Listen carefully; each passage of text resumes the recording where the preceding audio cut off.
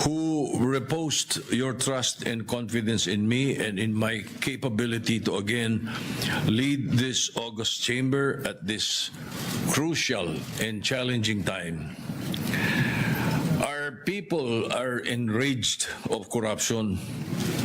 Corruption that is now seen, heard, and felt by the Filipinos more than ever. The failed flood control projects that's supposed to protect the lives, livelihood, and properties of our countrymen, the dilapidated classrooms for our students, and the lack of quality farm-to-market roads to aid our farmers, all are engulfed in corruption, hindering the progress of the nation as a whole.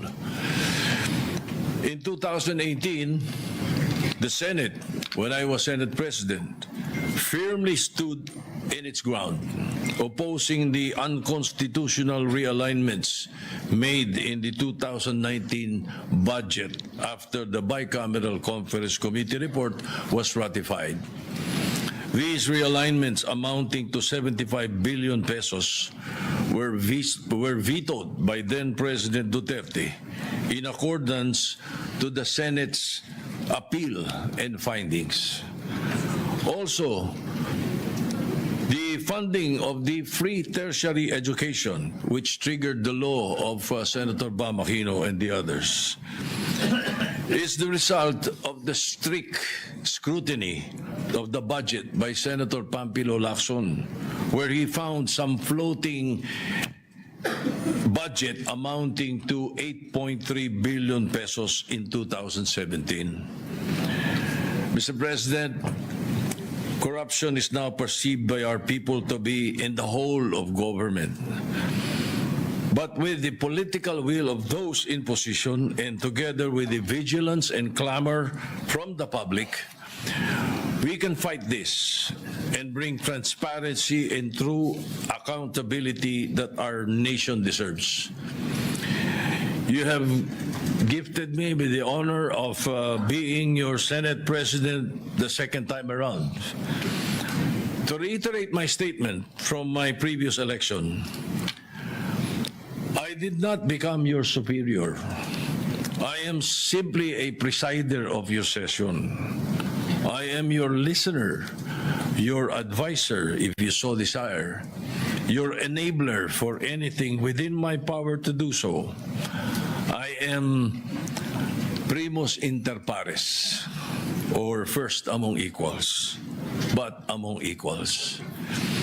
In 1 Peter chapter 5, verses 2 and 3, and I quote, "Be shepherds of God's flock that is under your care, watching over them, not because you must, but because you are willing, as God wants you to be, not pursuing dishonest gain, but eager to serve, not lording it over those entrusted to you, but by being examples of the flock." End of quote. So as I said before, I will do everything in my capacity to ensure that this Senate will remain cooperative but independent, balanced, transparent, and sincere. Thus, I am guided by Proverbs 3, in everything you do, put God first, and He will direct you and crown your efforts with success. Allow me to also thank my family, especially my wife Helen, for her unconditional love and unwavering support.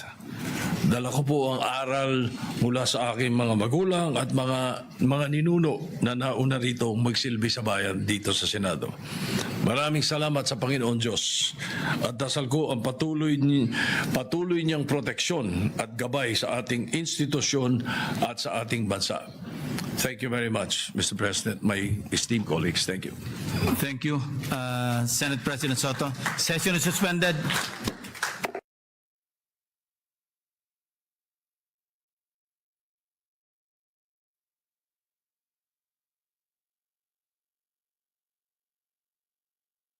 Una, paghimog usa ka budget plan. Subaya ang imong kinitaan og gasto aron masabtan kung asa moadto ang imong kwarta. Kay kaduha, pag